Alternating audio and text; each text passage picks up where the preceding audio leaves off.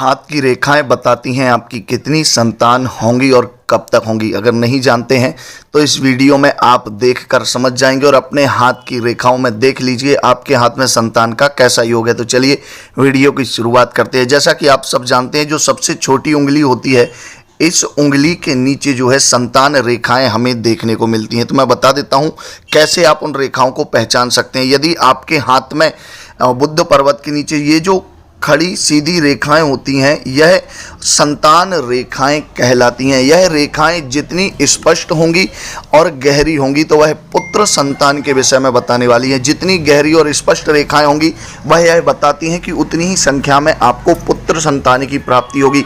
और यदि यह रेखाएं काफ़ी पतली हैं, कमज़ोर हैं और स्पष्ट रूप से दिखाई नहीं दे रही हैं लेकिन सीधी हैं, तो यह बताती हैं कि आपको इतनी कन्या संतान की प्राप्ति होगी, अर्थात लड़की का जन्म होगा। लेकिन इसी के साथ साथ कुछ और चीज़ें हैं जो मैं आपको बता देता हूं कि यदि आपके हाथ की जो संतान रेखाएं हैं वह किसी अन्य रेखाओं द्वारा काटी जा रही हो और इस प्रकार से जाल का चिन्ह बन रहा हो, तो समझ लीजिए कि आपके जीवन में भी संतान का अभाव होगा, अर्थात आपको संतान की प्राप्ति नहीं होगी और आप संतान के लिए काफ़ी ज़्यादा परेशान रहने वाले हैं।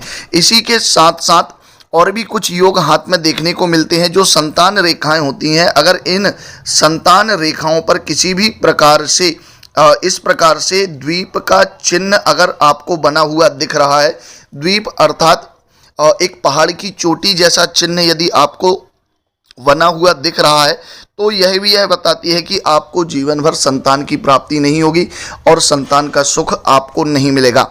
यदि किसी की संतान रेखाओं पर, जी हाँ, ये जो संतान रेखाएं होती हैं, इन रेखाओं पर यदि काला तिल आपको इस प्रकार से संतान रेखाओं पर देखने को मिलेगा, एक या उससे ज़्यादा काले तिल देखने को मिलेंगे, तो समझ लीजिए कि ऐसे व्यक्ति के यहाँ पर बार बार गर्भपात की स्थिति होती है, बार बार गर्भपात हो जाता है, संतान गर्भ में जीवित नहीं रहती है। तो इस प्रकार का योग यहाँ पर ज़रूर देखने को मिलता है। और इसी के साथ कुछ और चिन्ह जो आपको देखने को मिलते हैं, यदि आपके हाथ में ये जो शुक्र पर्वत है यह काफ़ी उभरा हुआ है, तो आपको सर्वप्रथम कन्या संतान की प्राप्ति होगी। लेकिन यदि शुक्र पर्वत पर इस प्रकार से आपको जो है स्क्वायर चौकोर डब्बा देखने को मिले, तो समझ लीजिए कि इस स्थिति में आपको कहीं ना कहीं प्रथम पुत्र संतान की प्राप्ति जरूर हो जाएगी। यह हाथ में काफ़ी शुभ लक्षण माना जाता है। इसी के साथ साथ बृहस्पति पर्वत पर भी आप समझ सकते हैं। मैं आपको बता देता हूं बृहस्पति पर्वत पर कैसे संतान के विषय में आपको जानकारी मिलेगी। यदि यह पर्वत काफ़ी उभरा हुआ है, उठा हुआ है और इस पर एक सीधी रेखा यदि आपको नजर आ रही है, तो यह बताती है कि आपको सर्वप्रथम पुत्र संतान का ही जन्म होगा और वह पुत्र संतान आप सभी के लिए, पूरे परिवार के लिए काफ़ी भाग्यशाली रहने वाली है और वह जीवन में काफ़ी उन्नति और सफलता भी प्राप्त करती है। तो आशा करता हूं आप वीडियो को देखकर समझ गए होंगे संतान के योग के विषय में। यदि आपको कोई प्रश्न करना है या अपनी हस्तरेखा का परीक्षण कराना है तो स्क्रीन पर दिए गए व्हाट्सएप नंबर पर संपर्क करके आप जानकारी प्राप्त कर सकते हैं।